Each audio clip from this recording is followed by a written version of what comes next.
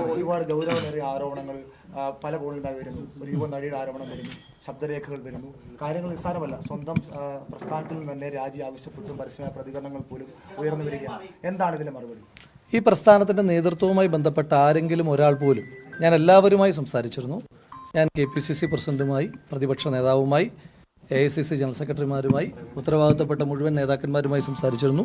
ഈ നിമിഷം വരെ എന്നോട് രാജിവെക്കാൻ ആരും ആവശ്യപ്പെട്ടിട്ടില്ല.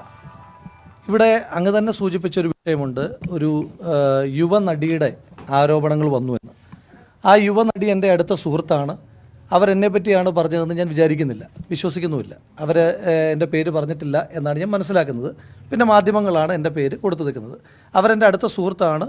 ഈ അടുത്ത കാലം വരെയും നല്ല കമ്മ്യൂണിക്കേഷൻ, ഈ അടുത്ത കാലം എന്ന് പറഞ്ഞാൽ കമ്മ്യൂണിക്കേഷൻ കട്ടായിട്ടില്ല, വളരെ അടുത്ത സുഹൃത്താണ്. അപ്പോൾ അതുകൊണ്ട് അവരെന്നെ പറ്റിയിട്ടാണ് പറഞ്ഞത് എന്ന് ഞാൻ വിചാരിക്കുന്നില്ല. നമുക്ക് നല്ല സൗഹൃദങ്ങളുണ്ടല്ലോ. ആ സൗഹൃദങ്ങളുടെ ഭാഗമായിട്ട് അവരെൻ്റെ സുഹൃത്താണ്, ഇപ്പോഴും അടുത്ത സുഹൃത്താണ്. അത് നാളുകളിലും അടുത്ത സുഹൃത്തായിരിക്കും. അവരെന്നെ പറ്റിയിട്ടല്ല അങ്ങനൊരു കാര്യം പറഞ്ഞതെന്നാണ് ഞാൻ ഇപ്പോഴും ഉറച്ചു വിശ്വസിക്കുന്നത്. ഞാൻ പറയട്ടെ, ഞാൻ പറയല്ലേ, ഞാൻ ഒന്ന് പറഞ്ഞോട്ടെ സഹോദര. അപ്പോൾ അവർ എൻ്റെ പേരിപ്പോഴും പറഞ്ഞിട്ടില്ല.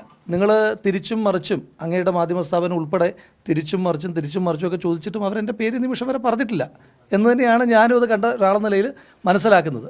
അപ്പോൾ അതുകൊണ്ട് അത്തരത്തിൽ ഏതെങ്കിലും ഒരു നിങ്ങൾ സൂചിപ്പിക്കുന്ന പോലെ എൻ്റെ പേരാരെങ്കിലും ഗൗരവതരമായി ഒരു പരാതിയായി പറഞ്ഞിട്ടില്ല.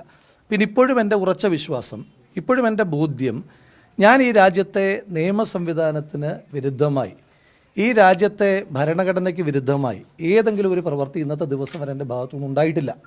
ഇപ്പോൾ നിങ്ങൾ പിന്നെ പുറത്തുവിട്ടിരിക്കുന്ന വാർത്തകളിൽ പോലും ഞാൻ നിയമവിരുദ്ധമായി എന്തെങ്കിലും ഒരു കാര്യം ചെയ്തതായിട്ട് നിങ്ങൾക്ക് ആരോപിക്കാനുണ്ടോ?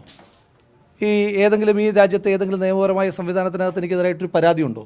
ഇനി പരാതി ആർക്കും കൊടുക്കാം. അപ്പം നിങ്ങൾക്കെതിരെ എനിക്കും പരാതി കൊടുക്കാം. എനിക്ക് പരാതി ചമപ്പിക്കാനും പറ്റും. അതെല്ലാം ചെയ്യാൻ പറ്റും. ഇന്നത്തെ കാലത്ത് അതൊക്കെ പറ്റും.